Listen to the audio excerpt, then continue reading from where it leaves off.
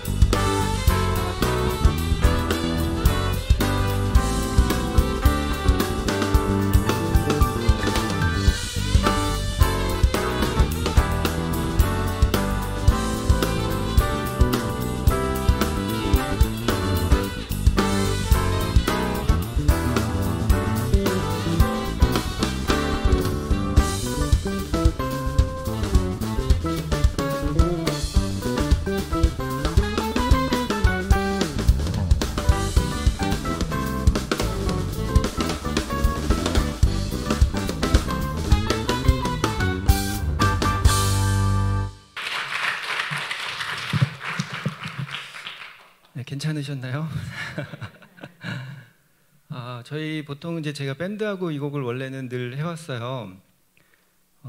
밴드 멤버들이 참 괜찮거든요. 저희 밴드 멤버들이 괜찮은데 이렇게 밴드 멤버만 모여도 4명이고 엔지니어 오면 5명이고 그래서 5인 이상 집합 금지일 때는 저희 밴드도 같이 못 다니고 네, 그런 상황이고 멤버들이 지금 그 뭐 방탄소년단 이런 가수들 아시죠? 네, 방탄소년단 밴드 마스터도 하고 뭐 편곡도 하고 곡을 쓰기도 하고 그런 활동들을 하고 있는 친구들이어서 네, 함께 다니면 오히려 제가 밴드 덕을 봅니다. 네, 그런 친구들이 사실은 선교하자 그러면 안 가죠. 믿음 좋은 사람들은 선교 가자 그러면 좋아서 가는데요. 실력 있는 사람들은 선교 가자 그러면 잘 안 가요. 근데 그걸 또 잘못됐다고 보지는 않습니다. 물론 실력이 있는 사람이 선교까지 잘하면 너무 좋겠지만 또 그는 그대로의 영역이 있는 거니까 그가 섬기고 있는 다른 영역에서 믿음의 삶을 살아내기만 하면 그러면 뭐 괜찮지 않겠습니까? 또 선교 가자고 할 때 따라 나가는 사람들이 있으니까 그런 친구들에게 선교 가자 그러면요 잘 안 가요. 그런데 가서 한번 보여주잖아요. 같이 며칠 살아주잖아요. 그러면 선교를 갑니다. 예를 들어서 이런 거죠. 일본에 쓰나미 피해가 났을 때 그 방사능 오염 심각하고 그럴 때 거기에 있던 선교사들도 다 돌아오고 할 때인데 제가 뮤지션 한 명을 데리고 가자 그랬어요. 가서 우리 연주해 주자. 그랬더니 마음이 너무 좋으니까 가겠다고 했는데 불안한 거죠. 방사능 오염되면 어떡하나. 그래서 저한테 계속 형 거기서 날 것 음식은 먹으면 안 된대요. 스시 같은 거 먹으면 안 된대요.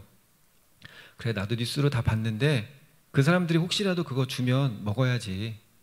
그 사람들 그거 먹고 사는 사람들인데 우리 혹시 위험할까 봐 안 먹는 거 그 사람들이 보면 다 한다. 그러니까 그냥 먹어도 괜찮아. 근데 또 연락이 오는 거예요. 형 그런데 뭐 버섯 같은 건 먹으면 큰일 난대요. 그래서 뭐 방사능이 이렇게 지면에 내려앉으면 그 버섯들이 또 그것들을 먹고 산다고 해서 안 된다는 거죠. 그래 뭐 그거는 뭐 나도 얘긴 들었는데 주면 어떡하냐 먹어야지. 그리고 갔어요. 일본을 갔는데 그날 저녁에 스시가 나온 거예요. 이 친구가 저를 보고 형! 그리고 저를 쳐다봤어요. 제가 아무렇지도 않게 괜찮아. 이 사람들이 이거 먹고 사는 사람들이니까 우린 잠깐 먹는 거 그 정도 괜찮아. 그리고 이거 먹고 만약에 방사능 오염됐다. 그러면 주님께 영광 아니냐. 예수 믿는 사람들이 그 사람들 도우러 갔다가 방사능 오염됐대. 그거 주님 앞에 영광 아니냐. 그러고 가는 거지. 그리고 아무렇지도 않게 먹었어요. 다음날 아침에 버섯이 나왔어요. 형 하고서 저하고 둘이 눈이 마주쳤어요. 괜찮아. 야 물어봐. 이게 제가 일본어를 못하니까 이 친구가 일본어를 하거든요. 야 물어봐.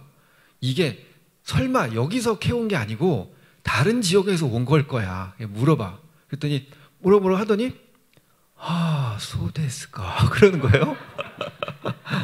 그래서 야 뭐래? 아침에 일찍 가서 캐왔다는데요? 그래요. 괜찮아. 이거 먹고 주님께 가면 영광 아니냐? 야, 내가 먹는 거 보여줄게 하고 젓가락을 집었는데 이게 떨리는 거예요. 이렇게 해서 제가 먹었어요. 그러고서 아무 문제 없었고 그 친구도 일본으로 아예 들어가서 음악 잘하는 친구예요. 그 방송활동 열심히 하던 친구인데 일본으로 아예 일본 음악 선교사로 들어가서 거기서 둘째 딸 낳고 건강하게 첫째보다 더 건강하게 키워서 잘 살고 있습니다. 그 친구가 일본에 갔을 때 일본에 헌신할 마음까지는 없었어요. 그런데 며칠을 같이 지내면서 같이 말씀도 나누고 어떻게 하겠습니까? 선교사 형 쫓아왔으니 묵상도 해야죠. 말씀도 들어야죠. 기도도 해야죠. 그러니까 이제 평소에 안 하던 삶을 저도 더 이제 더 조심하게 되는 거죠. 저도 평소에 말씀 한 절 볼 거 5절 보는 거죠. 그러면서 이제 말씀 나누고 함께 기도하고 그러다가 은혜를 받고 현지에서 그 현지에 있는 사람들이 눈물 흘리고 감동받는 모습 보면서 크게 감동을 하고 그리고 그 친구가 일본의 문화선교사로 헌신돼서 훈련받고 들어가서 잘 사역하고 있습니다. 음악 잘하는 친구들 제가 잘하는 게 뭐냐면 음악 잘하는 친구들 꼬셔가지고 선교 보내는 거예요. 그래서 저를 만나면 인생 꼬이면서 선교지로 가게 되는 거죠. 나만 꼬일 수 있냐? 너네들도 좀 꼬여봐라 이러면서 그렇게 해서 같이 선교지 보내고 그런 열매들이 있습니다. 자, 지금 이제 또 한 곡 찬양할 텐데 제가 2년하고 2개월 전 12월 달이었어요. 성탄절 관련해서 이제 크리스마스 캐롤들을 들으면서 운전하면서 가는 중이었는데 갑자기 화가 나는 거예요. 찬양을 듣다가, 크리스마스 캐롤을 듣다가 갑자기 화가 나는 거예요. 왜 화가 났냐면 예수님이 말구에서 태어났다는 게 너무 화가 나더라고요.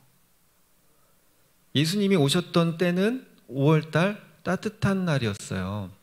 그러니까 예수님의 생일을 기념하는 걸 12월 25일로 정했지만 실제로 예수님 오신 날은 봄날이었거든요. 그때 봄날의 마국간 혹시 가보신 분 계신가요? 말똥 냄새와 찌린내 때문에 눈이 매워요. 그리고 파리 모기가 장난 아닙니다. 구데기 기어다니고요. 벌레들 잔뜩 있고요. 그곳에서 아기를 낳았어요. 저도 아들 셋 있는데 아들 셋 다 병원에서 낳고 잠깐 아들 품에 안고 간호사한테 뺏기고 나서 꼭 잠옷실에 어머니들 아이 들어가 있는 것처럼 그 유리판을 사이에 놓고 아이를 면회했어요. 이틀 동안인가? 시간 정해놓고 그때만 만나야지 그때가 아니면 만나지도 못해요. 내 새끼인데. 왜요? 병균 옮을까봐. 병균 옮을까봐 무균실에 집어넣고 저는 구경을 했거든요. 그런데 예수님은 온갖 세균이 가득하고 파리 모기들이 날아다니는 그곳에서 태어나셨어요. 그게 너무 화가 나는 거예요. 상상을 한번 해보세요. 아내가 임신을 해서 지금 애가 나와요. 막 양수 터지고 난리도 아닌데 사람들한테 문을 두들기는 거죠. 저기 죄송한데 애가 나와요. 잠깐만 방 좀 빌려주세요. 아무도 안 빌려줘요. 양수 터져가지고 허리 붙잡고 있고 막 이러고 땀 뻘뻘 흘리고 있는 제 아내를 봤는데 그 사람이 보고도 문을 닫았다면 저는 그 사람 얼굴 잊지 못할 것 같아요. 그 면상을 평생 못 잊을 것 같아요. 세상에 어떻게 애가 나온다는데 방도 안 내줘. 저게 인간이야? 그걸 여러 명 겪다가 결국은 마국간에서 나왔겠죠. 그게 너무 죄송하고 속상해서 막 울었어요. 왜냐하면 예수님은 생명을 주시려고 온 각오를 다 하고 그리고 이 땅에 오셨는데 그 인간들은 환영은커녕 마국간에 낫게끔 했던 거죠. 그게 너무 부끄럽고 죄송해서 제가 막 울었어요. 아버지 죄송합니다. 그 인간이 접니다. 저라도 그렇게 했을 것 같습니다. 주님 죄송합니다. 그리고 막 울다가 눈물이 너무 나서 운전하는데 방해가 돼서 그냥 차를 길가에 세웠어요. 갓길에 세웠어요. 그리고 한참을 울고 그리고 운전해서 갔던 기억이 납니다. 2년 2개월 전 그 12월에는 한 달 정도 계속 그렇게 수시로 울었던 것 같아요. 그때 제가 하나님께 예수님께 이렇게 얘기했어요. 예수님이 계셨던 곳은 정말 꽃으로 가득한 대궐 같은 곳이었을 텐데 울긋불긋 꽃 대궐 차린 동네 그 속에서 놀던 때가 얼마나 그리우셨습니까? 예수님 혹시 다시 가고 싶지는 않으셨습니까? 인간들에게 느끼는 그 배신감 때문에 얼마나 속상하셨습니까? 주님 제가 그러면 제가 나중에 고향의 봄 연주해 드릴게요. 네, 찬양은 아니지만 제가 고향의 봄 연주해 드릴게요. 그랬어요. 그리고 그 뒤에 그 고향의 봄을 녹음을 했습니다. 그리고 교회 집회 다닐 때도 한 번씩 이 곡을 연주합니다. 고향의 봄 한번 들어보실래요? 네, 찬양은 아니지만 예수님이 계셨던 그곳 또 내가 장차 갈 그곳 생각하시면 또 은혜가 되리라 믿습니다.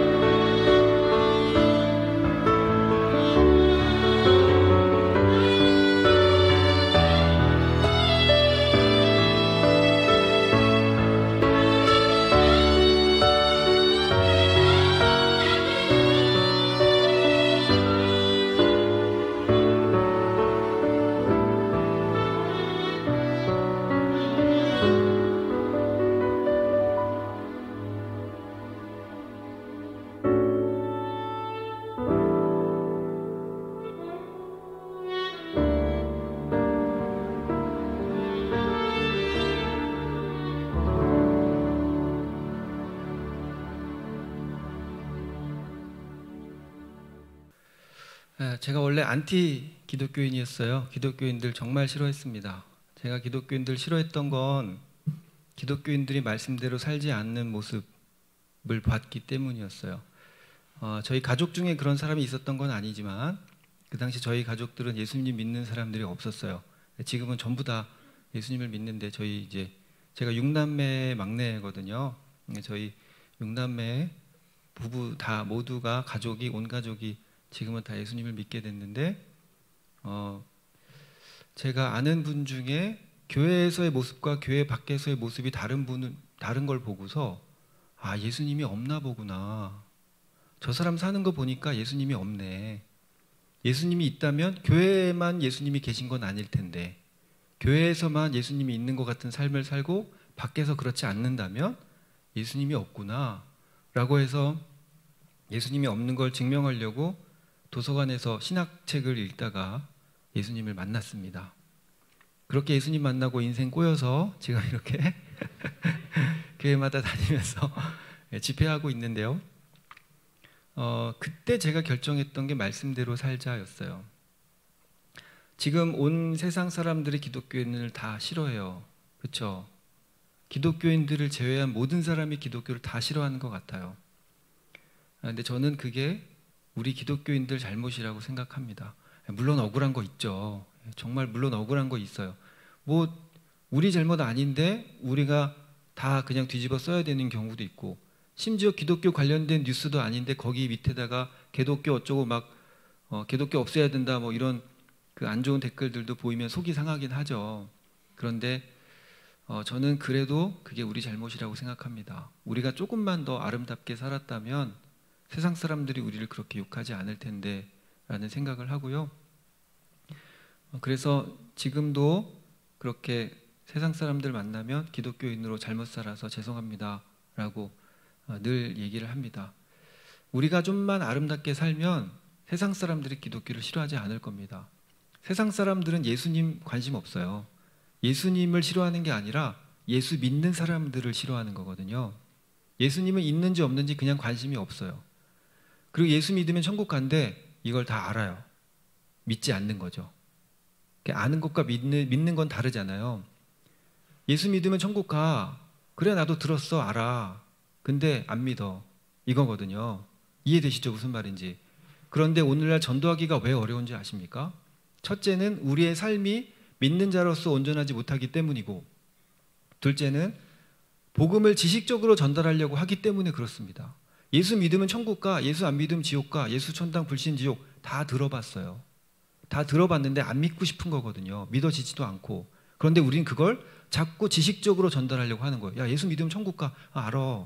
야 예수 믿으면 천국 가, 예수 믿고 천국 가야지, 알아. 그만해.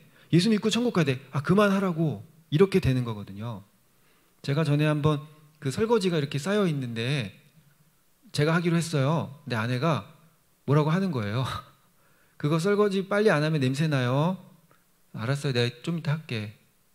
좀 이따가 설거지 빨리 해야지 냄새 나요. 그 얘기를 한 3번 들으니까요. 화가 나더라고요. 내가 한다고 그냥 그랬어요. 안 하고 싶어지더라고요. 내가 하려고 했었거든요. 그 얘기 제가 알아요. 설거지 빨리 안 하면 냄새 나는 거 제가 알죠. 근데 그걸 자꾸 지식적으로 집어넣으려고 하니까 싫은 거예요. 마찬가지죠. 예수천당 불신지옥 이제 더 이상 듣고 싶지 않은 거거든요. 그걸 몰라서가 아니라 안 믿는다는 거예요. 들어서는 아는데 난 그거 안 믿어. 믿어지지도 않고. 그럼 우리가 해야 될 일은 뭐냐면 믿고 싶게끔 해야 된다는 거죠. 할렐루야. 예수님을 믿고 싶게끔 하려면 2가지 방법이 있겠죠. 성경책을 가서 읽어주든지 아니면 우리가 예수님 믿고 싶은 삶을 살든지. 첫 번째 방법은 잘 안 먹히겠죠. 그러니까 복음 전하기 가장 좋은 방법은 그리스도인들의 삶입니다. 물론 어떻게든 하나님께서 하시죠. 하나님께서 구원하실 분은 어떻게든지 구원하시지만 우리가 할 수 있는 최선의 노력은 그거라는 겁니다. 오늘 본문 말씀이 사실은 그 마태복음 25장 전체를 읽고 싶었어요. 근데 전체 읽으면 방금 읽고 까먹잖아요. 그렇죠? 앞에 거 까먹고 집중도 안 되고 글씨를 읽고 내용은 이해하지 못하고 그냥 넘어가는 경우가 많아서 그냥 제가 설명을 해드리려고요. 여러분이 다 아시는 내용이니까. 25장 처음부터 13절까지는 슬기로운 다섯 처녀, 그 열 처녀에 대한 이야기입니다. 그리고 그 이후에는 30절까지는 우리가 다 알고 있는 달란트 비유이고요. 그리고 31절부터가 오늘 본문 말씀에 해당되는 얘기예요. 자, 먼저 앞에 열 처녀의 비유를 말씀을 드리면 다 아시는 내용이지만 혹여라도 모르시는 분이 계실 수 있으니 제가 살짝 정리를 해드리면 신랑을 기다리는 열 처녀가 등불과 기름을 준비하는데 그날 신랑이 더디 올 수도 있으니까 슬기로운 다섯 처녀는 따로 그릇에다가 기름을 따로 더 준비합니다. 여분의 기름을 또 따로 준비했어요. 그리고 미련한 다섯 처녀라고 나와 있는데 그 다섯 처녀는 등불을 준비합니다. 그리고 등불에 기름이 있으니까 그것만 준비를 했죠. 그런데 신랑이 더디 오니까 잠이 들어요. 그리고 밖에서 신랑이 왔다는 소리가 들리니까 허겁지겁 이제 등을 들고 나가는데 다섯 처녀가 등불에 불이 꺼져가는 거예요. 기름이 얼마 안 남은 거죠. 그러면 신랑을 나가서 맞이할 때 그동안에 꺼질 수 있으니 이 다섯 처녀가 나머지 슬기로운 다섯 처녀에게 기름 좀 빌려달라 그럽니다. 그러니까 이 다섯 처녀가 야, 이거 우리가 너네 빌려줬다가 우리도 모자라고 너네도 모자랄 것 같아. 빨리 나가서 기름 장사한테 가서 기름 좀 사갖고 와 라고 하고서 그 다섯 처녀는 신랑을 맞으러 가고요. 그 나머지 미련한 다섯 처녀는 기름을 사가지고 왔는데 이미 문이 닫혀서 신랑을 만나지 못합니다. 그리고 내가 너희를 절대 알지 못한다 라는 얘기를 듣게 되죠. 여기서 그 미련한 다섯 처녀와 슬기로운 다섯 처녀를 보면요, 다 똑같거든요. 기름 조금 더 준비했냐 안 했냐지 다 똑같아요. 등불 준비했어요. 미련한 다섯 처녀도 등불을 준비했어요. 그리고 미련한 다섯 처녀가 그들만 존 게 아니에요. 슬기로운 다섯 처녀 다 졸았어요. 열 처녀가 다 졸았습니다. 다 잠이 들었어요. 이건 다 똑같아요. 근데 뭐가 달랐냐면 기름을 준비했냐 안 했냐죠. 그 기름이 뭐냐, 그거는 그렇게 중요하진 않아요. 뭐 이단들이 그거 가지고 또 뭐 그 기름이 재료가 뭐니 어쩌니 뭐 하면서 그런 얘기를 한다고 해요. 기름의 재료가 뭐가 그게 뭐 중요하진 않아요. 그 기름은 그냥 주님이 오실 것을 준비하는 도구에 불과한 거죠. 그냥 그것을 대표적으로 얘기한 것뿐이지 기름이 그렇게 중요한 건 아니에요. 그런데 그럼 우리가 기름을 준비해야 된다면 그럼 내가 도대체 뭘 준비해야 될까? 예수님 오시는 것을 대비해서 내가 뭘 준비해야 될까? 이건 또 고민이 되잖아요. 그러면 그 기름은 도대체 어떤 걸 말하는 걸까? 내가 뭘 준비해야 되는 걸까? 그냥 제 생각인데 기름은 어쨌든 열매를 짜서 나오는 게 기름이거든요. 우리의 그동안의 삶이 얼마나 많은 열매를 맺고 살았는지도 중요할 수 있겠다고 보고요. 그보다 더 중요한 건 불에 타 없어지는 그 기름, 다 소진되어 버리는 그 기름, 그게 소진되지 않도록 믿음의 분량을 우리가 채워놓고 있어야 되지 않나. 어떤 시련과 어려움과 시험이 있을지라도 그걸 이겨낼 수 있는 믿음의 분량이 아닐까라고 저는 보고 있습니다. 여러분, 증인이란 말은요, 헬라어로 말티스라고 하는데요, 개 이름 아니고요, 말티스라고 하는데 이 헬라어 이 단어에 증인이란 말과 또 증언이란 뜻을 가지고 있어요. 증인과 증언은 다른 개념인데 왜 같은 뜻을 가지고 있냐? 이 얘기하면 좀 이해가 쉬울 거예요. 우리가 코리안 그러면 한국어이기도 하고 한국인이기도 하잖아요. 그렇죠? 코리안 그러면 한국인이지만 한국어이기도 하잖아요. 그렇게 증인이란 말티스란 뜻은 증인과 또 증언이라는 단어를 포함합니다. 그런데 놀라운 건 하나가 더 있어요. 그게 뭐냐면 순교입니다. 왜 생뚱맞게 순교냐 할 수 있겠지만 이걸 계속 곱씹다 보면요, 증인, 증언은 순교를 포함해야지 그러니까 자연스럽게 받아들여져요. 저도 처음에 그 사실을 알았을 때는 너무 생뚱맞았는데 이걸 자꾸 곱씹다 보니까 증인, 증언 이건 당연히 순교로 이어져요. 진짜 증인이면, 정말 증인이면 예수님을 부인해야 내가 살 수 있는 상황이 놓여졌을 때 그때 순교를 각오하겠죠. 진짜 증인이 아니라면 예수님을 부인하겠죠. 할렐루야. 물론 우리가 그렇게 예를 들어 뭐 일본에서 선교할 때 예전에 그 사일런스란 영화를 보면 십자가 밟고 지나가라고 하거든요. 예수 믿는 사람들한테 십자가 밟고 지나가라고 해요. 그러면 그걸 차마 밟지 못하는 사람들은 고문당하고 순교했어요. 저는 그걸 증인이라고 봐요. 물론 밟고 지나갔다고 해서 증인이 아니냐, 그건 우리가 판단할 수 있는 부분은 아니지만 증인 증언은 순교를 포함하고 있다고 저는 생각합니다. 이 얘기는 제가 조금 이따 할게요. 그리고 우리 청년들도 있는 것 같아요. 그 청년들에 대한 얘기 잠깐 하면, 우리 이제 남선교회 헌신 예배이긴 하지만 우리는 스펙 되게 중요하게 생각하잖아요, 그죠? 좋은 대학교 들어가는 거, 좋은 직장 들어가는 거, 또 우리 승진하는 거 중요하시죠? 연봉도 올라가야 되겠고, 월 수입도 많아져야 되겠고, 집도 큰 집, 좋은 차, 그게 뭐 나쁜 건 아니니까 그것도 필요하겠죠. 그러려면 우리한테 필요한 게 뭐 돈, 권력, 명예, 뭐 스펙 이런 것들인데, 특히 청년들은 내가 지금 다니고 있는 학교가 자랑스럽지 못하다, 또 지금 내가 다니고 있는 직장이 남들에 비해서 너무 보잘것없다 라고 해서 스스로 굉장히 부끄럽게 여기는 경향이 있는데, 여러분 그러실 필요가 전혀 없어요. 세상의 명예, 성공, 이건 성경에서 가르치는 얘기가 아니에요. 그냥 세상이 강조하는 거지. 그렇다면 5달란트 남긴 자와 2달란트 남긴 자는 하나님께서 다르게 얘기했어야 돼요. 2달란트 남긴 자에게 착하고 충성된 종아, 네가 적은 일에 충성했구나.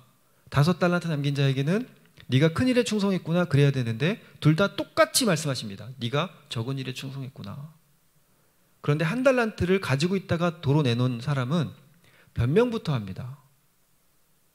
다른 사람들은 주인이 왔을 때 제가 이만큼 달란트를 더 남겼습니다라고 내놓지만, 그 1달란트 남긴 사람은 변명부터 해요. 저는 당신이 심지도 않은 곳에서 거두시는 분이고 그렇게 엄한 분, 무서운 분인 줄 알았어서 혹시라도 제가 이걸 잃어버릴까 봐 땅에 묻어놨습니다. 자, 이제 받으십시오 라고 변명을 먼저 해요. 그리고 혼나죠. 본인이 변명을 했다는 건 본인이 잘못했다는 걸 알았다는 거예요. 그리고 악하고 게으른 종이라는 얘기를 듣습니다. 그런데 이 앞절에 뭐가 있냐면요, 달란트를 왜 저 사람은 5개를 주고 왜 저 사람은 2개 줬을까? 왜 나는 서울대 못 가고 왜 나는 2달란트일까? 왜 나는 공부를 1등하지 못했을까?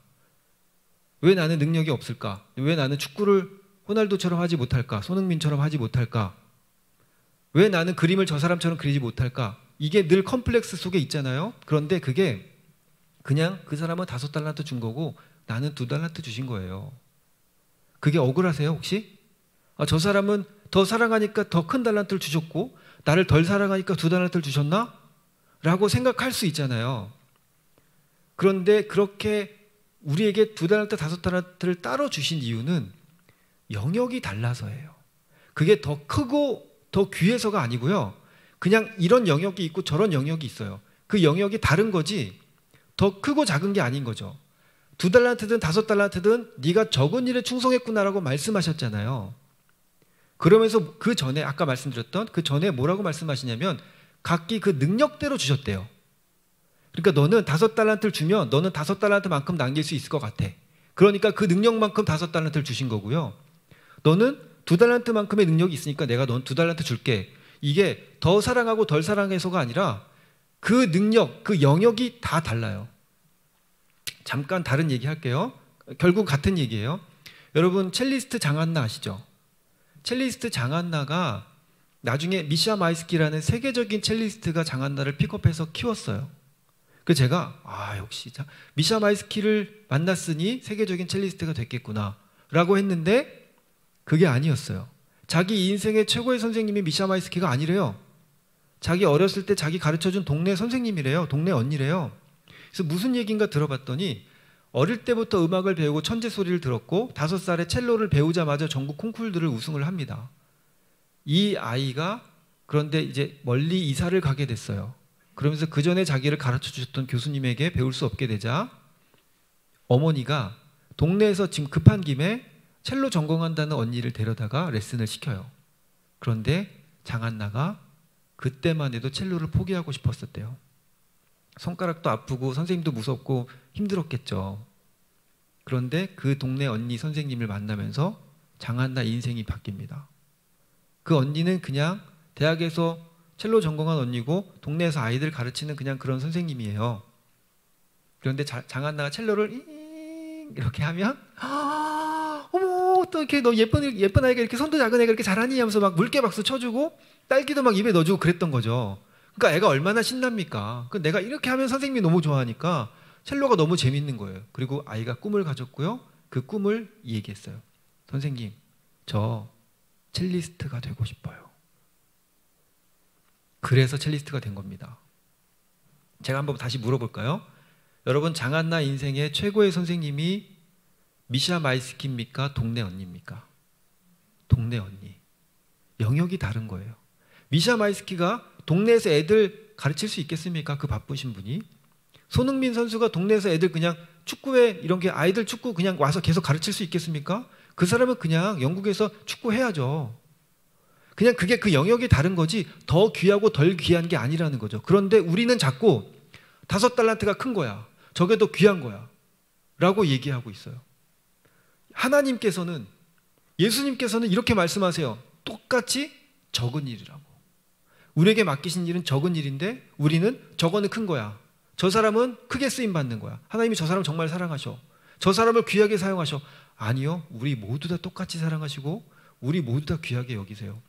단지 영역이 다를 뿐이에요.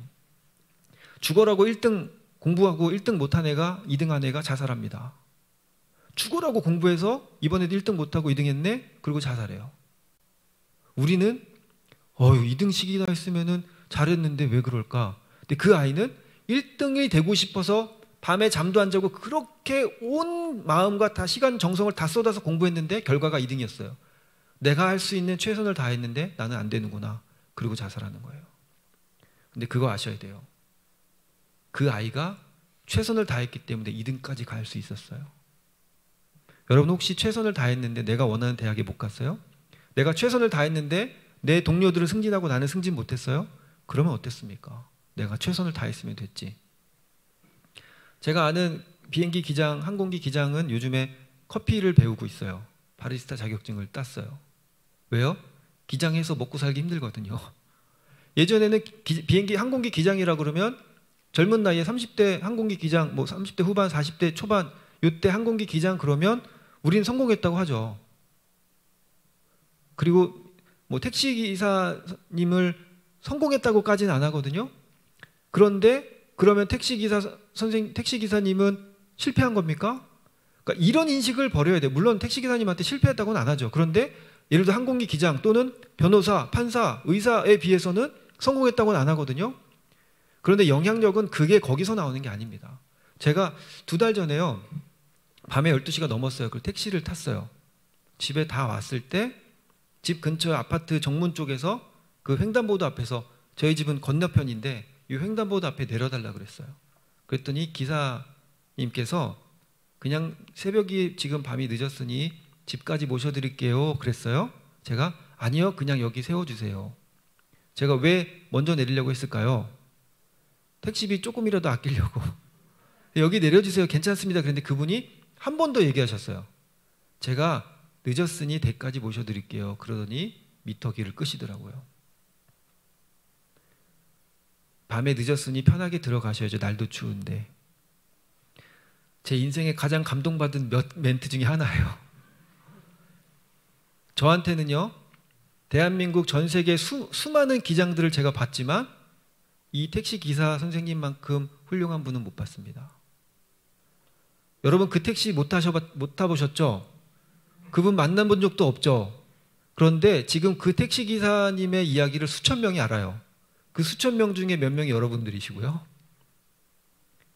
여러분 진짜 영향력은 높은 자리가 주는 게 아닙니다. 첫 번째, 어느 영역에서건 최선을 다하고, 두 번째, 낮아져서 섬길 때 나옵니다. 택시기사 선생님이 열심히 운전만 하면 그 자리에서 최선을 다하는 거예요. 그런데 보아하니 저 청년이, 저 아저씨가, 머리 긴 아저씨가 택시비 아끼려고 하는 것 같네. 눈치챈 거죠. 그 여기서 굳이 내려달라고 하는 이유는 택시비 좀이라도 덜 내려고 하는 거겠지. 그걸 아니까 집까지 태워다 주겠다고 하고선 미터기를 끄시는 거예요.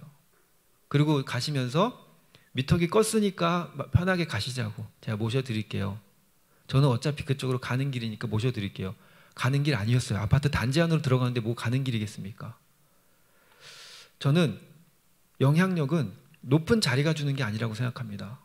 돈, 권력, 명예, 우리 남성분들 여기에 늘 사로잡혀 있잖아요. 그렇죠? 승진, 성공, 돈, 권력, 명예, 예수님도 안 누리셨어요. 예수님도 안 누리신 걸 왜 우리가 굳이 누리려고 노력합니까? 성경에서 계속 말씀하시잖아요. 나눠주라고, 썩어질 것들 위에 쌓지 말라고, 하늘의 보화를 쌓으라고, 고아와 과부들의 친구가 되어주라고, 값없이 구워주라고 계속 말씀하시는데 우리는 자꾸 움켜쥐려고 해요. 세상에서 말하는 성공주의, 번영주의가 교회 안에까지 들어와서 지금 이게 어떤 게 진리인지 모르게끔 헷갈리게 만드는 거예요. 물론 승진하고 높은 자리에 올라가는 그게 나쁘다는 게 아니에요. 최선을 다해서 할 수 있으면 돼요. 그게 좋아요. 그런데 내가 최선을 다했는데 그 자리에 못 올랐다. 괜찮다는 거죠. 여러분, 이 시계는 전자시계 말고 우리 그 톱니바퀴로 돌아가는 시계 안에 톱니 하나만 빠져도 그 시계 안 돌아갑니다. 아무리 금으로 치장해 놓고 몇 천만 원짜리 시계라고 할지라도, 다이아몬드가 박혀 있고 할지라도 거기에 톱니바퀴 하나 빠지면 안 돌아가요. 그게 우리들 한 사람 한 사람입니다. 소중하지 않은 사람이 단 한 명도 없어요.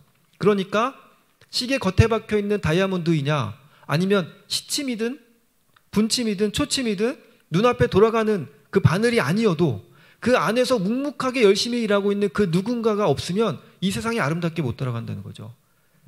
영화에 보면 그 배트맨 나오는 영화 있잖아요. 그 배트맨이 사는 마을이 고덤시인 건 아시죠? 모르세요?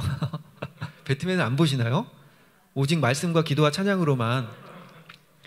그 배트맨의 그 맨날 밤에 그냥 그렇게 살인 범죄만 가득한 그 도시에 살잖아요. 그 배트맨의 도시가 왜 그렇게 된지 아세요? 영화 조커를 보면 나옵니다. 영화 조커의 첫 장면에 저는 그 충격을 아직도 잊을 수가 없어요. 영화 조커의 첫 장면에 어떤 내용이 나오냐면 온 도시가 쓰레기장이 돼버려요. 그리고 범죄가 가득합니다. 근데 그게 왜 그렇게 됐냐면 환경미화원들이 파업을 합니다. 도시의 쓰레기들을 수거해 가지 않습니다. 저희 집도 일주일 안에 쓰레기가 정말 한 무더기 나오거든요. 분리수거 쓰레기가. 한 번에 엘리베이터에서 한 번에 내려가려고 온갖 애를 쓰고 새벽에 내려가요. 막 잔뜩 싸들고. 환경미화원 선생님들이 쓰레기를 안 가져가면요, 그 쓰레기들이 도시에 넘쳐나고 온갖 세균과 벌레들이 들끓고 사람은 황폐해지고 범죄가 들끓게 됩니다. 여러분, 우리가 성공했다고 생각하지 않는 분들일지라도 소중하지 않은 사람 단 한 명도 없습니다. 한 가지 더 얘기해 볼까요? 10여 년 전에 인터넷 첫 화면에 이런 뉴스가 떴어요. 어느 여자 대학교 화장실에 붙어있는 편지. 근데 그게 톱기사로 나올 만한 내용이 아닐 텐데 도대체 무슨 내용이길래 하고 제가 들어가서 봤어요. 그랬더니 10여 년 전에, 지금도 공중화장실 가면 여러분 그 변기 커버를 깨끗해 보이지만 혹시 세균이 있을 것 같기도 하고 누가 앉았다가 어떻게 하고 갔을지 모르니까 변기 커버를 먼저 닦으시죠? 아닌가요? 네. 괜찮으신가요? 보통 그렇게 하시잖아요. 그렇죠? 근데 10여 년 전엔 더 심했거든요. 지금처럼 뭐 비데나 이렇게 깨끗하지도 않았고. 그러니까 제일 처음 화장실 가면 자매님들이 제일 처음 하는 건 변기 발 커버를 발로 먼저 열고, 손으로 안 열고요, 발로 열고 변기 커버를 닫고, 아니면 그냥 휴지를 위에다 깔고, 그렇게 해서 볼일을 봤다고 들었어요. 그런데 이 아주머니가 편지를 쓴 거예요. 모모 여자 대학교 학생 여러분, 저는 이 화장실을 청소하는 아줌마입니다. 여러분이 사용하는 이 변기 커버는 내가 하루에도 몇 번씩 와서 깨끗하게 소독하고 닦으니까 발로 커버를 열고 닫지 않아도 돼요. 편안하게 사용하세요. 안심하고 사용하세요. 여러분 사랑하고 존경합니다. 누구누구 아줌마. 이 기사에요, 수많은 댓글들이 붙었는데 다 감동적이었어요. 와, 우리 어머니 같은 분들인데 이제부터 청소하시는 분들 보면 인사 잘해야겠다. 아침부터 눈물이 나네요. 이런 따뜻한 기사 너무 좋아요. 마음이 훈훈해지고 행복해집니다. 이런 아름다운 글들로 넘쳐났어요. 대한민국의 수십만 명이 그 청소하는 아주머니 때문에 감동을 받습니다. 10년이 10여 년이 지난 지금 여기 산정교회에 계신 분들도 그 아주머니 때문에 감동을 받아요. 제가 한번 물어볼까요? 그 학교 대학교 총장님이 영향력이 있습니까? 그 청소하시는 아주머니가 영향력이 있습니까? 총장님 청소하시는 아주머니라고 얘기하지만 총장님 얘기도 한번 들어보셔야 되잖아요. 그 총장님이 그게 막 세금 탈세하고 그다음에 뭐 학교 돈 횡령하고 막 그렇게 뉴스에 나오는 사람이라면, 그러면 높은 자리에 앉았지만 그게 영향력입니까? 그렇지 않다는 거죠. 그 청소하시는 분 자기 일에 충실했어요. 깨끗이 청소를 했고요. 낮아져서 아이들의 마음을 이해해주고 낮아져서 섬겼습니다. 그 편지를 써줬어요. 그게 영향력인 거죠. 그 대학교 총장님이 영향력이 있으려면요, 예를 들어 막 눈이 오는데 오늘 아이들이 학교 올라와서 눈 때문에 힘들 것 같다 그러면 먼저 출근해서 이메일 확인하고 결제 다 하고 교직원들의 복지를 위해서 학생들의 공부할 수 있는 환경을 위해서 최선을 다하고, 그리고 내려가서 정문에 내려가서 등교하는 아이들 수건 잔뜩 들고 가가지고 눈 털어주는 거예요. 머리도 이렇게 털어주고 어깨도 털어주고 모자 속에 눈 들어간 거 모자 뒤집어 까서 막 안에 눈도 빼주고. 그거 한번 해보세요. 대학교 총장이 만약 그렇게 했다. 얘들아, 지금 너희들 머리에 어깨에 눈이 있는데 따뜻한 실내로 들어가면 옷이 다 젖어. 일로 와봐, 내가 털어줄게. 이걸 하잖아요. 그러면 하루아침에 대한민국에서 가장 유명한 총장 됩니다. 페이스북, 인스타 난리 날걸요. 헐, 대박, 우리 학교 총장. 헐, 혼자 눈 맞으면서 아이들 눈 털어줌. 이거 웬일? 뭐 이러면서 난리 날걸요. 근데 만약에 그 총장이 막 세금 탈세하고 막 횡령하고 그런 총장이었어 봐요. 돌을 안 맞으면 다행이죠. 그러니까 먼저 첫 번째 그 자리에서 최선을 다하고, 두 번째 낮아져서 섬기면 됩니다. 승진 못하면 어떻습니까? 나 때문에 나와 내 부하 직원들이 다 행복하면 그러면 된 거 아닙니까? 제가 그 뭐 삼성, 뭐 LG, 대명 이런 그 기업에 가서 리더십 강연을 하는데요. 음악하는 사람이고 리더십 잘 몰라요. 잘 모르는데 한번 제가 입 바른 소리 했다가 잘못 걸려가지고 기업에서 리더십 강연을 계속 다니고 있어요. 제가 삼성 그 어르신들 혼냈거든요. 혹시 계신 분 여기 삼성이신가요? 하여튼 그 임원들 그 리더십 연수였어요. 1박 2일 동안 하는 거. 근데 그때 제가 가서 어르신들 막 혼냈어요. 거기 강사들이 제가 낄 자리가 아니에요. 뭐 그 반기문 총장이나 뭐 손석희 전 사장 뭐 이런 분들이 강사로 왔기 때문에 제가 거기서 뭐 무슨 소리를 하겠습니까? 그냥 연주하고 가야지. 그런데 뭐 토크 콘서트라 그래서 얘기를 좀 강연을 해달라고, 다른 데서 강연은 그게 좀 괜찮았다고 강연을 해달라고 부탁을 받았는데 그 행사를 진행하는 과장님이 저한테 부탁하셨어요. 가능하면 자극적인 얘기는 하지 말아달라고. 제가 알았다고 했지만 자극적인 얘기를 하려고 갔죠. 그래서 뭐라 그랬냐면, 제가 물어봤어요. 여러분 지금 세상 사람들은 다 여러분 보고 성공했다고 합니다.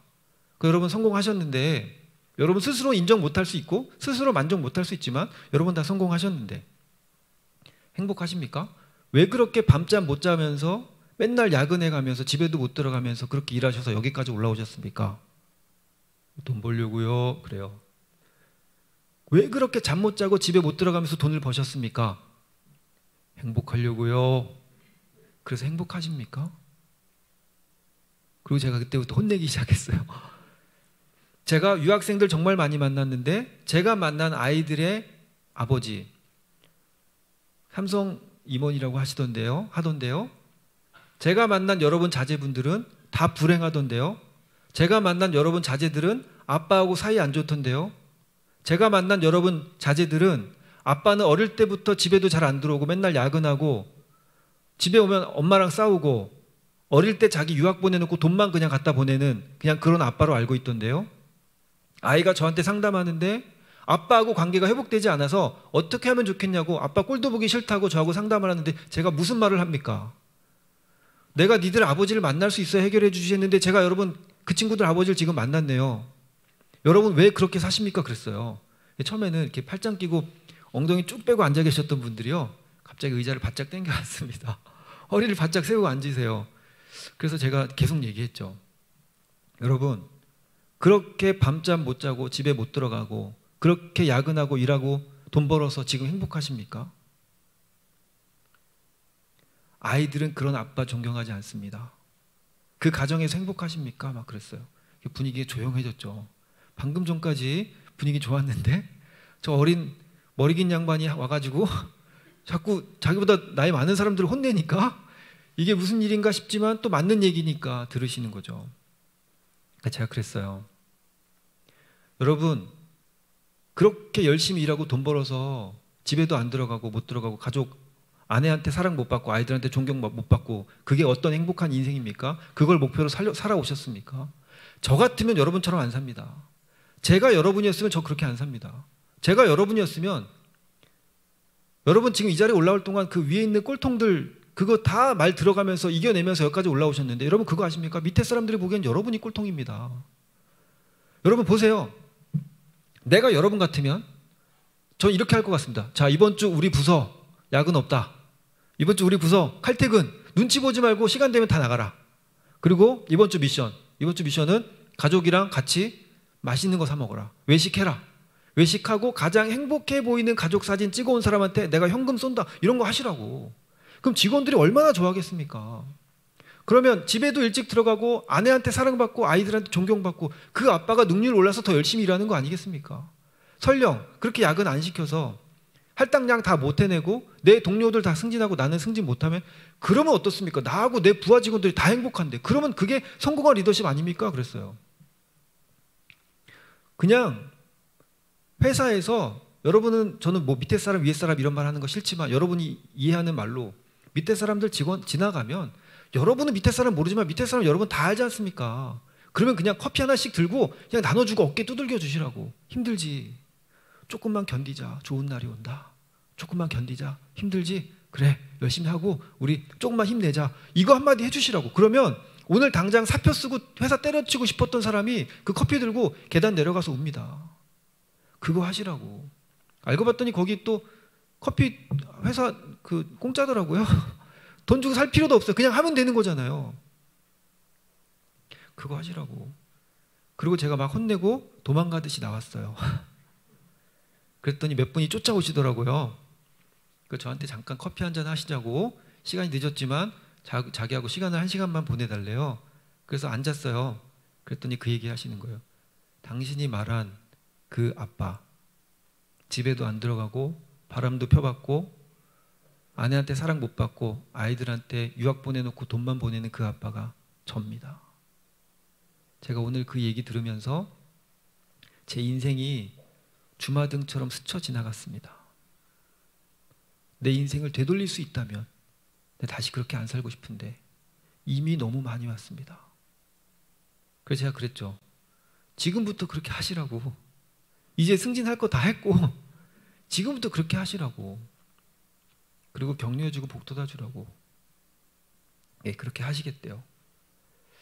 여러분, 돈, 권력, 명예가 우리 행복하게 못 만듭니다.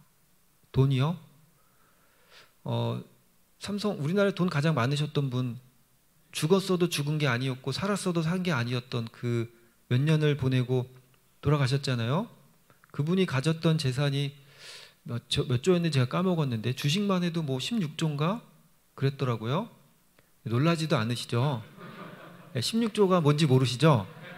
11조는 아는데 16조 모르시죠? 제가 16조를 설명해 드릴게요. 뭐 20조였던 것 같아요. 어쨌든 자, 연봉이 1억 6천이면 나쁘지 않죠. 계산하기 편하게 우리 머리 나쁘니까 뭐 계산하기 편하게 16조니까 연봉이 1억 6천인 사람이 돈 안 쓰고 1000년 동안 모아봤자 1600억. 만년 모으고 10만 년 모아야 그 돈이 16조예요. 예. 여러분이 내는 11조랑 좀 다르죠? 그 돈이요 정상적인 방법으로 다 못 써요. 평생 못 씁니다. 근데 그 사람이 돈에 만족했습니까? 그렇게 갔죠. 그 아들은 어떻습니까? 뉴스에 나오잖아요. 돈 많은 분들 제가 행복한 사람 별로 못 봤어요. 그 100대 재벌에 드는 미국 100대 재벌에 드는 분도 제가 뵙고 그분 댁에서도 지내보고 정말 그 화려한 거 다 누리고 계신 분인데 그분은 그렇게 선교에 엄청나게 많이 흘려보내시더라고요. 제가 가진 돈 많은 분들 중에 가장 행복해 보였던 분 그분 한 분이에요. 그 외에는 대부분 불행합니다. 예. 권력이요? 지금 권력하면 상징이 뭐 대통령 아니겠습니까? 대통령 어디 쉽겠습니까? 욕을 그렇게 먹고 있는데 지난 대통령 감옥에 있죠. 그전 대통령 뭐 입장이 비슷하시죠. 그전 대통령 인생으로서 가장 비참하게 인생을 마무리했죠. 그 전 대통령들 뭐 1987 뭐 영화도 나와서 온 국민들이 이미 수십 년이 지난 지금까지도 욕을 해요. 수행원들 없으면 못 돌아다닙니다. 돌 맞을까 봐. 그 권력 누렸던 사람들이 행복하겠습니까? 돈, 권력, 명예요? 우리 행복하게 못 만듭니다. 호주에서 실제로 있었던 얘기 하나 해드릴게요. 한 아이가 엄마 아빠가 싸우는데 돈 얘기를 한 번씩 하는 거예요. 그래서 돈이 없으면 불행하구나. 그래, 그럼 나는 공부를 열심히 해서 좋은 직장 가고 람보르기니를 사고 나는 돈을 많이 벌어야지. 그 아이가 열심히 공부했고요. 젊은 나이에 여기저기 스카우트 제의받고 어린 아들을 둔 젊은 나이에 람보르기니를 샀어요. 여러분 람보르기니 아시죠? 네, 저렴하게는 뭐 한 4억부터 한 30억 하는데 돈이 있어도 못 사요. 뭐 몇 대씩밖에 안 나와서. 이 람보르기니를 샀어요. 이 람보르기니 소리부터 달라요. 제 차는 고속도로를 달릴 때 이런 소리를 내요. 힘들어. 이런 소리를 내거든요. 근데 람보르기니 이렇게 가요. 이렇게 가요. 이 람보르기니를 샀어요. 그리고 이 사람이 뭘 했냐면 차를 차고 앞에다 빼서, 그 집 앞에 바로 공원이에요. 차고 앞으로 빼서 차를 닦아요. 차가 더러워서 닦을까요? 더러우면 차고 안에서 닦겠죠. 차고 앞으로 빼서 닦는다는 건 자랑하려고 닦는 거예요. 차를 닦는 거죠. 밖에서 이렇게 주말마다. 멋있지? 나 이거 샀어. 내 돈 주고 샀어. 나 성공했어. 나 돈 벌었어. 멋있지?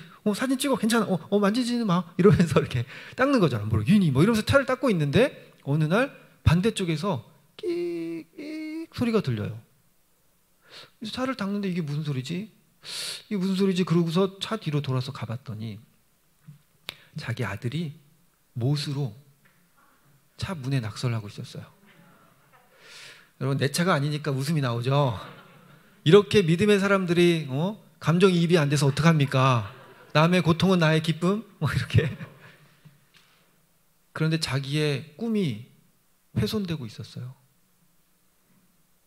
여러분 부모도 자식을 집어던지고 싶을 때가 있잖아요. 이 아빠가 완전히 정신을 잃었어요. 그리고 이 아이를 그대로 잡아다 들고 차고로 가서 아이 손을 바닥에 놓고 해머로 사정없이 내리 찍었어요. 그리고 정신 차려 보니까 애는 실신해 있고 피가 사방에 튀어 있고 손목은 이제 형체가 없어졌어요.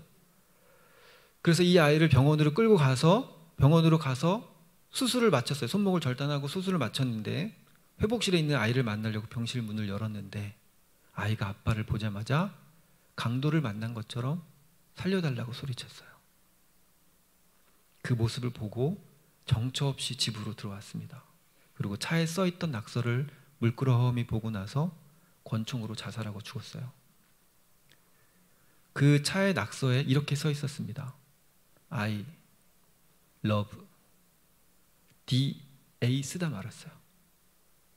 아이는 아빠를 사랑한다고 쓰고 있었어요. 여러분 돈이 인생의 목적이면요 우리 인생 그냥 불행으로 치달을 수 있습니다.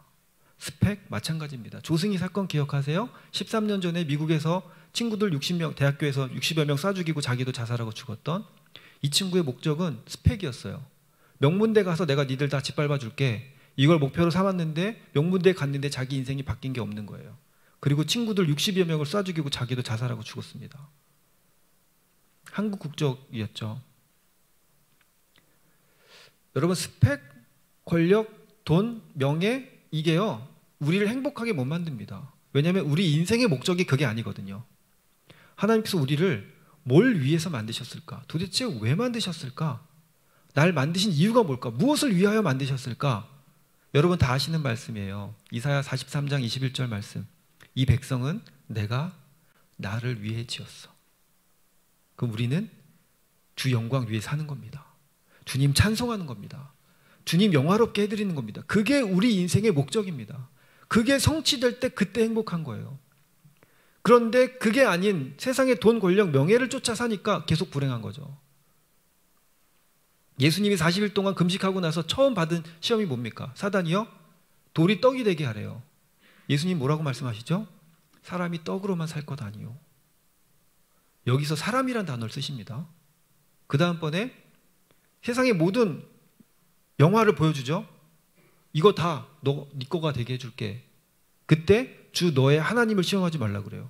예수님이 왜 앞에는 사람이 떡으로만 살 것 아니요 그렇게 말씀하셨을까?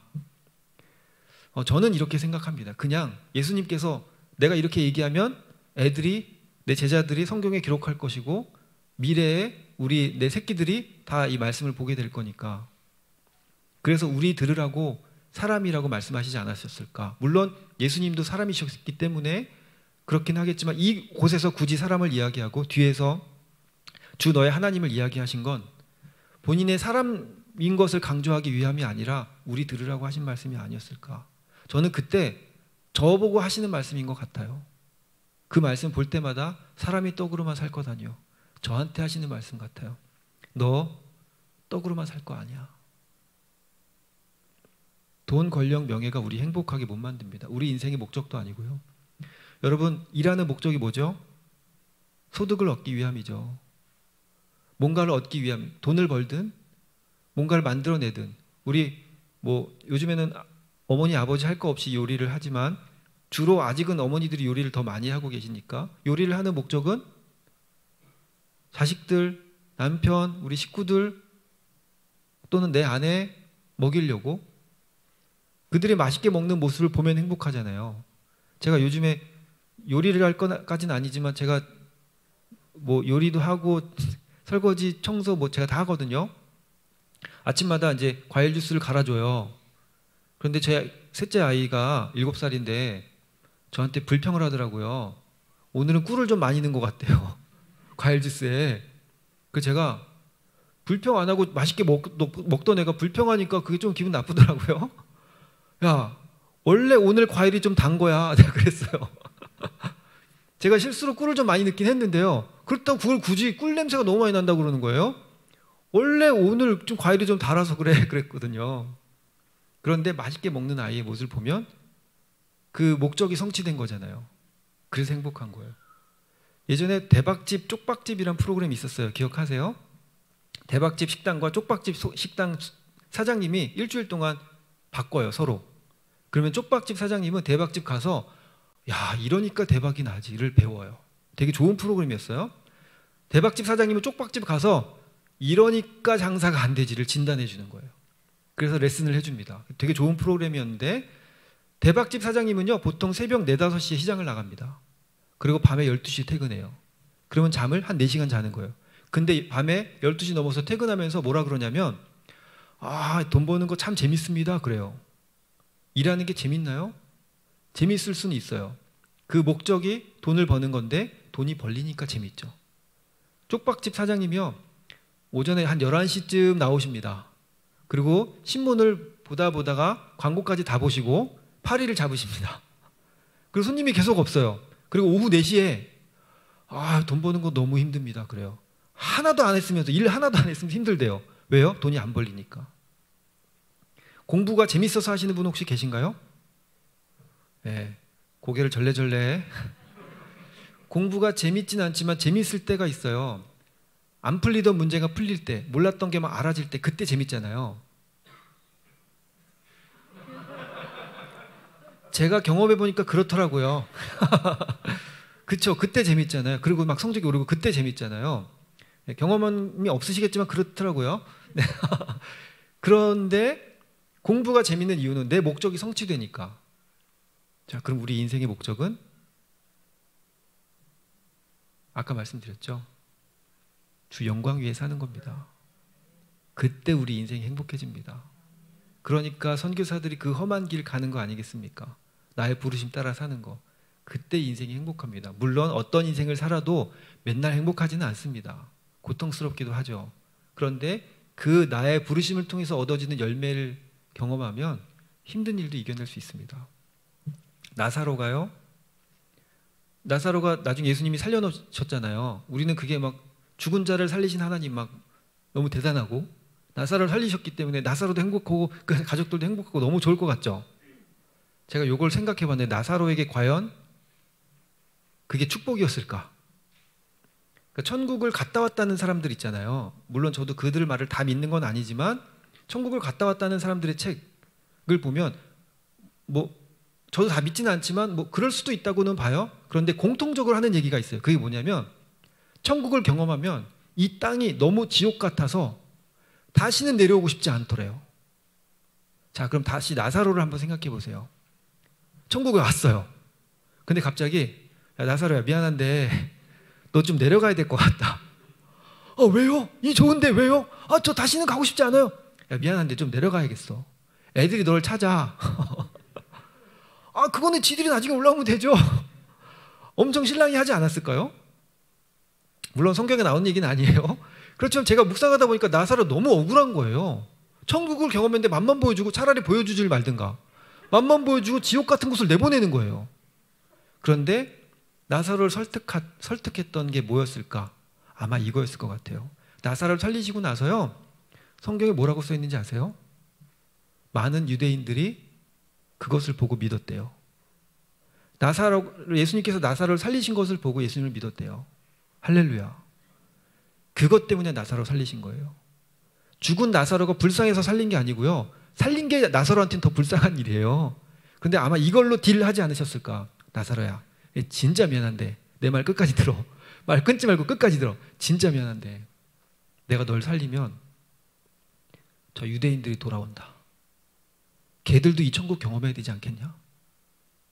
그러니까 가서 몇십 년만 고생해라 라고 딜하지 않으셨을까? 제가 나사로였으면 절대 가고 싶진 않았겠지만 영혼들 살린다는데 그럼 가야겠죠. 그렇게 하지 않았을까요?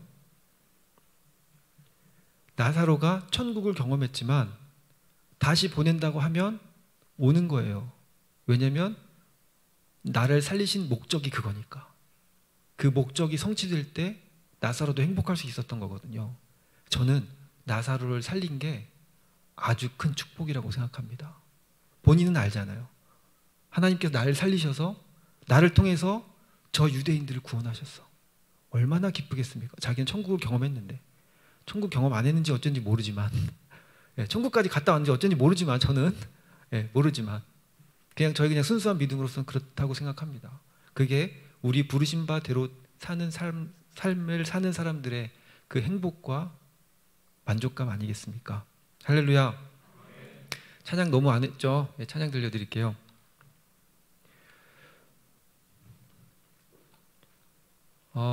주기도문 찬양할 텐데요. 예수님께서 늘 말씀하셨어요. 빵을 2개를 주셨어요. 그리고 이거 둘 다 네 거 아니야. 하나는 네 거고 하나는 나눠줘. 그런데 우리는 그 둘 다 들고서 내 것인 줄 알고 삽니다. 그리고 만족을 못합니다. 우리에게 주실 때 늘 말씀하십니다. 나누어 주라고. 값없이 구워 주라고. 그런데 그걸 하지 않으니까 지금도 저 지구 반대편의 사람들이 굶어 죽어가고 있는 거 아니겠습니까? 우리에게 주신 것 나누고 베푸는 삶을 사시는 저와 여러분 되셨으면 좋겠습니다. 예수님께서 제자들에게 보이셨던 그 모습도 돈, 권력, 명예와는 거리가 멀었습니다. 제가 반복해서 말씀드리지만 그게 나쁜 건 아닙니다. 내가 얻을 수 있으면 얻는 것 좋습니다. 높은 자리에 올라서 할 수 있는 일이 또 있으니까요. 그게 나쁘다는 게 아닌데 그게 다가 아니라는 거죠. 그것만을 위해서 사니까 다른 것들을 놓쳐요. 기업의 목적이 이윤 추구이기 때문에 부패가 일어나는 거예요. 기업의 목적이 공공의 이익이어야 되는데 이윤 추구이다 보니까 우리가 이익을 얻기 위해서 남들을 괴롭히고 갑질을 하고 대기업이 중소기업에 갑질을 하고 불법을 행하고 세금을 탈세하는 일들이 일어나는 거예요. 그러니까 기업의 목적이 공공의 이익이 되어야 너도 행복하고 나도 행복한 게 되는 거거든요. 그런데 우리가 마치 인생의 목적이 돈, 권력, 명예인 것처럼 쫓아 사니까 나도 불행하고 내 가족까지도 불행해지는 일들이 생겨요. 그래서 그것이 중요하지 않다라는 게 아니라 그것만 쫓아 사는 것이 성경적이지 않다는 걸 말씀드린 겁니다. 오해 없으셨으면 좋겠습니다. 달란트의 비유 아까 말씀드렸지만 2달란트든 5달란트든 내가 열심히만 하면 돼요. 그런데 우리가 꼭 알아야 될 것, 2달란트 받은 사람이 2달란트 남기는 건 5달란트 받은 사람이 5달란트 남기는 것만큼 어렵습니다. 그러니까 최선을 다했다면 내가 가진 영역이 바로 그거라면 거기까지예요. 더 욕심내지 않아도 괜찮아요. 모든 색깔이 다 중요합니다. 빨간색이 더 소중합니까? 파란색이 더 소중합니까? 똑같이 소중하죠. 그냥 영역이 다른 거예요. 빨간색이든 주황색이든 초록색이든 영역이 다르기 때문에 신호등을 감당할 수 있는 거예요. 더 중요하고 덜 중요한 게 없어요. 그런데 마치 세상이 야, 빨간색이 최고야 라고 얘기하면 나는 초록색인데도 불구하고 빨간색을 향해 달려가요. 그러니까 루저가 될 수밖에 없는 거죠. 그러니까 패배자가 될 수밖에 없는 거예요. 360명의 아이들이 모두 다 자기 방향으로 달리면 모두가 1등일 수 있는데 한 방향으로 달리라고 하니까 한 명 빼고 다 루저가 되는 세상이거든요. 하나님께서는 여러분을 다양하게 만드셨어요. 그러니까 부르심 받은 바대로 살면 돼요. 다시 반복해서 말씀드립니다. 첫째는 최선을 다하고 맡은 자리에서 최선을 다하고, 두 번째 낮아져서 섬길 때 그때 진짜 영향력이 나오는 겁니다. 거기에 대한 예화는 제가 수도 없이 있지만 그냥 여기까지 해도 될 것 같습니다. 자, 그 다음 오늘 본문 말씀부터 마지막 절까지의 이야기는 여러분이 다 아시는 얘기입니다. 오른쪽으로 양을, 왼쪽으로 염소를 분리하십니다. 천국 갈 사람과 지옥 갈 사람을 분리하신다는 얘기입니다. 어떻게 보면 무서운 얘기이기도 하고 어떻게 보면 축복의 말씀인 거죠. 그런데 내가 정말로 천국 갈 수 있는 자격이 있나? 우리 중에 자격되는 사람은 없습니다. 그런데 그 자격 요건 안에 부합하는가? 천국은 뭘로 가죠? 믿음으로 가죠. 믿음으로 갑니다. 물론 천국을 행함으로 가는 건 아닙니다. 그런데 그 믿음을 뭘로 볼 수 있냐면 그 행함으로 볼 수 있어요. 제가 오늘 이제 낮에는 그 동두천에 있는 교회를 섬기고 시간이 1시간 정도 남더라고요. 그래서 여기 와서 1시간 동안 있느니 집에 가서 할 일이라도 하고 오는 게 나을 것 같아서 집에 들렸다 왔어요. 근데 제가 내비를 찍어서 봤을 때 외곽순환도를 타고 오면서 우리 집 근처를 지나서 여기를 바로 오면 1시간여가 남는데 그렇게 오는 것보다 집에 갔다 오는 게 좋겠다라고 한 건 제가 내비게이션을 믿었기 때문이에요. 제가 만약에 내비게이션을 믿지 않았다면 어떻게 될지 모르니까 왔겠죠. 그 얘기는 뭐냐면 믿은 대로 행동이 나와요. 아까 다윗 말씀드렸잖아요. 그가 가지고 있는 신념과 생각 때문에 그 행동이 나온 거거든요. 제가 여러분에게 부끄러운 거 하나 고백할게요. 제가 예배를 사모하는 사람인 줄 알았어요. 예배를 사모하는 줄 알았어요. 그런데 저희 교회 11시에 온라인 예배 드리는데요. 11시 5분이 됐는데 시간을 몰랐던 게 아니에요. 제가 방송을 안 켜고 있었어요. 11시 5분이 됐는데 지금 한참 찬양하고 예배가 시작됐는데 예배를 사랑한 줄 알았던 저는 방송을 안 켜고 있었다니까요. 그리고 나서 시간이 지나서 그 예배를 드리고 나서 나중에 나는 예배를 사랑하는 사람이 아니구나. 정말 예배를 사모한다면 정시부터, 아니 그 전부터 켜놓고 기다려야 될 텐데 나는 예배를 사모하는 사람이 아니구나. 저 스스로 알곡인 줄 알았어요. 근데 제가 쭉정이 갈아지더라고요. 제가 오른쪽에 있는 양인 줄 알았더니 제가 왼쪽에 있는 염소더라고요. 내가 코로나가 아니었으면 나는 그냥 예수님을 사랑한다고 믿고 살았을 거예요. 내가 예수님을 믿는 것으로 믿었을지도 몰라요. 내가 예배를 사모한다고 믿었을지 몰라요. 그런데 내가 예배를 사모하지 않는 저의 모습을 보게 됐어요. 그래서 저에게는 돈으로 살 수 없는 축복이 코로나입니다. 코로나가 아니었으면 저는 예배를 사모하는 사람이라고 착각하고 살았을 테니까.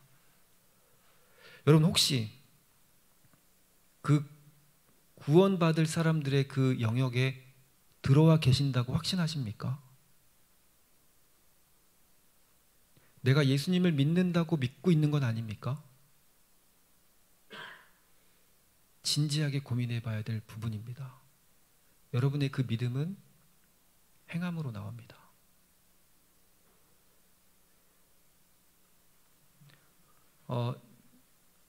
증인, 증언, 그리고 순교까지 제가 말씀을 드리는데 제 제자 후배 사역자 중에 그 터키 선교사였던 친구가 있어요.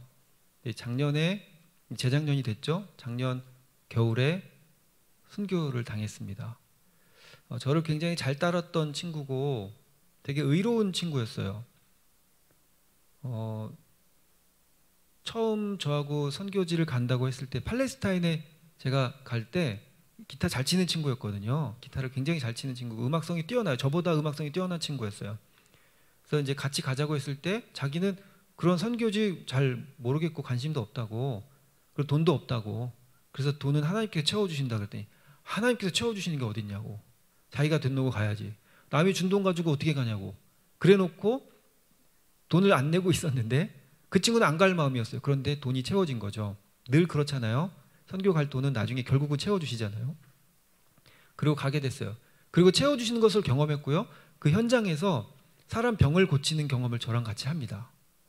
움직일 수 없는 팔, 마비되어서 어릴 때부터 쓸 수 없는 팔, 그냥 뼈에 가죽만 붙어있는 그 팔이 이렇게 꺾어져 있는 팔을 그냥 들고 다니는 아이였는데 기도해서 병을 고쳐줬어요.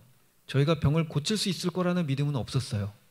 기도해달라고 하는데 어떡합니까? 기도는 해야지. 그 기도를 굉장히 오래 했어요. 왜냐하면 기도 끝나고 눈을 떴을 때 안 나아 있을 거라는 믿음이 있었거든요. 그래서 굉장히 오래 기도했어요. 이제 나도 지쳤고 얘도 지쳤을 것 같지만 눈을 뜨지 못했어요. 그리고 이제는 할 말도 없고 중원부원 하다가 기도를 마쳤어요. 그리고 눈을 떴는데 손이 나은 거죠. 그리고 그 다음 해 여름에 또 팔레스타인에 갔어요. 제가 아까 말했던 그 선교사 친구하고 같이 갔는데 저는 그 손 나은 친구를 못 만났는데 얘가 그 손 나은 친구를 만났대요. 그런데 그전에는 병이 나았어도 팔은 가늘었거든요. 근데 거의 그냥 보면 모를 정도로 이 팔하고 이 팔의 균형이 맞아졌다고. 그리고 상처가 많이 나 있더래요. 그래서 왜 그러냐 그랬더니 화분 같은 걸 이렇게 든대요. 무거운 화분 같은 것들. 운동한다고 자기. 그런 것들도 경험하면서 결국은 하나님의 사랑을 경험하고 선교사로 파송을 받게 됩니다. 그리고 파송받고 나서 그 친구가 순교하기 1년 전쯤 이제 그 친구에게 맛있는 거 갖다 주려고, 외국 살다 보면 라면이 그렇게 그립거든요. 근데 그 친구가 살던 터키 동부 쪽은 한인들도 없고요. 국제선도 안 다녀요. 그러니까 그 친구를 만나려면 국내선 또 갈아타고 또 차로 막 4시간인가를 가야 되는 그런 외진 마을에 살았거든요. 이 친구 갖다 주려고 캐리어에다가 잔뜩 넣었어요. 라면도 몇 개 넣고, 라면 스프만 따로 팔거든요. 스프만 이만큼 사서 갖다 넣고, 김치며 뭐 어린 첫째 아들 줄 장난감이 뭐면 잔뜩 넣었어요. 그리고 참치 통조림하고 꽁치 통조림이 몇 개가 남은 거예요. 캐리어에 다 꽉 찼어요. 제 아내가 그걸 보더니 그거 왜 보고 있어요? 마저 넣지. 그래서 제가 다 넣은 거야. 그랬더니 아내가 어차피 가면은 이제 못 주는데 그거 다 마저 넣어요. 그래서 그럴까요? 그리고 옷도 다 뺐거든요. 사실 제가 갈아입을 옷 하나밖에 없었어요. 옷 다 빼고 다 그 친구 줄 짐이거든요. 근데 갈아입을 옷도 그냥 빼버렸어요. 그냥 더럽게 다니자. 한 열흘 그냥 옷 하나 입고 다니고, 나중에 제가 잠옷 입고 다녔어요. 너무 더러워가지고. 옷도 다 빼고 그리고 갖다 줬는데 그렇게 이를 드러내면서 환하게 그냥 눈가에 주름이 자글자글하면서 환하게 웃는 모습을 봤어요.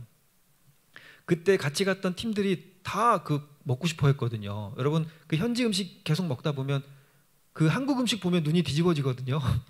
근데 제가 그걸 가지고 있던 걸 이 사람들이 뒤늦게 안 거죠. 그리고 저 친구한테 다 갖다 주니까 우리 하나만 이거 다 얘 갖다 줄까? 우린 한국 가서 먹으면 되잖아. 그러고서 그 친구를 다 줬을 때 그렇게 밝게 웃었던 그 친구의 모습을 잊을 수가 없습니다. 그리고 나서 얼마 후에 순교했다는 소식을 들었는데 또 저희 선교단체의 팀들을 터키로 보냈어요. 그래서 그 친구 주려고 김치랑 뭐 잔뜩 싸서 보냈는데 저희 팀들이 터키로 가고 있는 도중이었는데 순교 소식을 받았습니다. 그 아내는 그리고 남편이 죽고 3일 후에 둘째를 출산을 했어요. 만삭인 상태에서 남편이 죽었던 거죠. 근데 사람이 참 신기하죠. 갈 것을 미리 아는 것 같아요. 하루도 복음을 전하지 않은 날이 없었어요. 이 친구가 선교사로 헌신하면서 하나님께 약속했어요. 하나님, 제가 매일 복음을 전하겠습니다. 단 하루도 복음을 전하지 않고는 잠자리에 들지 않겠습니다라고 하나님께 서원했는데, 그날도 복음 전하라고 이제 오후에 나가는데 아내가 붙잡았어요. 여보, 오늘은 안 나가면 안 돼요. 한 번도 그러지 않았었는데 그날따라 그렇게 발목을 잡더래요. 여보, 오늘은 안 나가면 안 돼요. 얼른 복음 전화가 올게. 그러고서 나가고 다시는 돌아오지 못했습니다. 그의 호주머니에서 발견된 조그만 메모지가 있었는데 맡은 자 충성이라고 적혀 있었습니다. 그 친구가 죽고 나서 1주년 됐을 때 지난 겨울에 전화가 왔어요. 그 와이프한테, 그 미망인한테 연락이 왔어요. 그래서 저희 신랑 1주년 됐는데 교회에서 기념비를 세워줬다고 혹시 그날 연주해 줄 수 있냐고. 그래서 내가 가겠다고. 그리고 이제 나가려고 머리 감는 중에 갑자기 하나님께서 제 귀에 말씀하시듯 그때 정말 고마웠다. 근데 제가 그렇게 눈물이 나는 거예요. 뜬금없이 뭐 때문에 그러신지 모르겠는데 왜 갑자기 나한테 고맙다고 하시는지도 모르겠고 그렇게 눈물이 나더라고요. 이게 샤워 물줄기인지 내 눈물인지 모르게끔 그냥 막 울었어요. 그리고 이제 머리를 말리고 수건으로 이제 물기를 닦고 있는데 또 그때 정말 고마웠다. 제가 막 울음이 터졌어요. 아니 나한테 다 주신 분이 나한테 고맙다고 하면 어떡합니까? 그리고 막 울었어요. 그리고 보여주셨던 장면이 그 선교사에게 한국 음식 갖다 줬던 장면. 그거 그 친구한테 한 게 아니라 나한테 한 거야. 지극히 작은 자에게 한 행동이 나한테 한 행동이다. 내가 그게 얼마나 먹고 싶었는 줄 아니. 그래서 그날 하루 종일 울었어요. 그날 저녁에도 집회가 있었는데 집회 시작 전부터 계속 울었어요. 얘기를 했죠. 내가 왜 우는지. 여러분, 그게 오늘 본문 말씀 내용입니다. 본문 말씀 뒤의 내용입니다. 내가 목마를 때 마실 것을 주었고 내가 줄일 때 먹을 것을 주었다. 주님, 제가 언제 그랬나요? 지극히 작은 자에게 한 행동이 나에게 한 행동이다. 여러분, 믿음으로 구원받습니다. 그 구원받을 사람을 좌우로 나누시는데 믿음에 대한 얘기 한마디도 하지 않으시고 그의 행함만을 보고서 좌우로 나누셨습니다. 믿음으로 구원받습니다. 그런데 그 믿음은 행함으로 그 믿음을 드러냅니다. 혹시 나의 행함이, 나의 삶이 구원받을 만한 자격이 있는 사람입니까? 혹시 그렇지 않다면 여러분, 우리 말씀대로 살아야 되지 않겠습니까? 세상 사람들이 다 우리 욕을 하는데 우리가 욕먹는 건 괜찮아요. 예수님이 욕먹고 있지 않습니까? 우리 때문에 예수님이 욕먹고 있지 않습니까? 그 잠이 옵니까? 생각 한번 해보세요. 우리 어머니 정말 좋은 분이시거든요. 그런데 사람들이 수군거리는 거예요. 우리 어머니에 대한 말도 안 되는 욕을 하면서. 그 얘기를 알았어요. 그러면 내가 분해서 잠이 옵니까? 그러면요, 예수님 욕먹는 건 괜찮습니까? 그럼 우리가 어떻게 하겠습니까? 말씀대로 사셔야죠. 저도 부끄럽지만 여러분, 우리가 말씀대로 살려고 노력해야죠. 적어도 안산 시민들이 봤을 때 산정은교회 사람들은 참 괜찮더라. 저 사람들은 그냥 가난한 사람 보면 그냥 지나치질 못하더라. 횡단보도 건너갔는데 노인이 쩔뚝쩔뚝 하고 있으면 그냥 지나가지 않고 도와주더라. 누가 무거운 거 끌고 가면 그거 도와주더라. 이런 얘기 들어야 되지 않겠습니까? 오늘도 주보에 우리 교회 처음 나오신 분 이름이 가득가득 써 있어야 되지 않겠습니까? 복음 전하는 거 부끄러우시다면 우리 삶부터 바꿔야죠. 우리 삶부터. 할렐루야. 예수 믿는 사람들의 그 삶은, 그 증인들은 그 믿음을 삶으로 나타냅니다. 야고보서 2장에 계속해서 말씀하십니다. 가난한 사람에게, 배고픈 사람에게, 추위에 떨고 있는 사람에게 여기 있으면 추우니까 따뜻한 데로 가세요. 여기 있으면 배고프니까 가서 뭐라도 좀 드세요 라고 말하는 것은 사랑이 아니라는 거죠. 네가 아무리 그렇게 입으로 믿음을 얘기해봐라. 내가 행함으로 보일 테니. 이런 말씀이 있습니다. 여러분, 믿음으로 구원받습니다. 그런데 그 믿음은 내가 나의 행동을 돌아보면 내가 정말 믿음이 있는 사람인지 아니면 믿음이 있는 줄로 착각하고 사는 사람인지를 알 수 있습니다. 사랑하는 우리 산정교회 성도 여러분, 그리고 남성 선교회 여러분, 하나님 여러분을 사랑하십니다. 그 사랑 받았으면 이 인생, 짧은 인생 사는 동안 돈, 권력, 명예, 그게 뭐가 중요합니까? 열심히 주 영광 위에 살다 가는 겁니다. 주 영광 위에 살다가 다 드리고 가는 겁니다. 남들 돕다가 잠 못 자면 그까짓 거 안 자면 되잖아요. 남들 돕다가 잠 못 자면 그까짓 거 안 자면 되고, 남들 돕다가 밥 못 먹으면 그까짓 거 안 먹으면 되죠. 다이어트 되고 얼마나 좋습니까? 그렇게 살다 가는 겁니다. 할렐루야. 그렇게 살다 갔을 때 우리 주님 만나요. 내가 할 말이 있지 않겠습니까? 주님, 내가 이 세상 살면서 말씀대로 살려고 노력했습니다. 주님 다 보셨죠? 부족하지만, 저 자신 자격 없지만 그래도 예수님 이름 먹칠 안 하려고 제가 말씀대로 살려고 노력했습니다. 이 얘기 할 수 있어야 되지 않겠습니까? 천국 안 갈 것 같습니까? 천국이 없을 것 같습니까? 그렇다면 어떻게 사셔도 상관없습니다. 그런데 내가 천국 갈 거면, 내가 주님 만날 거면 할 말이 있어야 되지 않겠습니까? 내가 했던 것들 보여드릴 게 있어야 되지 않겠습니까? 그런데 어떻게 이렇게만 살고 있습니까? 사랑하는 우리 믿음의 사람들, 다 말씀대로 살기를 원하고 그 믿음을 행함으로 나타내시는 저와 여러분 되셨으면 좋겠습니다. 내 영혼이 은총 입어 중한 죄짐 벗고 보니 슬픈 많은 이 세상도 천국으로 화하도다. 높은 산이든 거친 들이든 초막이든 궁궐이든 내 주 예수 모신 곳이 그 어디나 하늘나라. 할렐루야 찬양하세. 내 모든 죄 사함 받고 주 예수와 동행하니 그 어디나 하늘나라. 이 고백이 오늘 저와 여러분의 고백이 되었으면 좋겠습니다. 이 힘겨운 세상도, 이 어려운 세상도 주님과만 동행하면 그 어디나 하늘나라입니다. 이 찬양하고 저는 물러가겠습니다. 고맙습니다.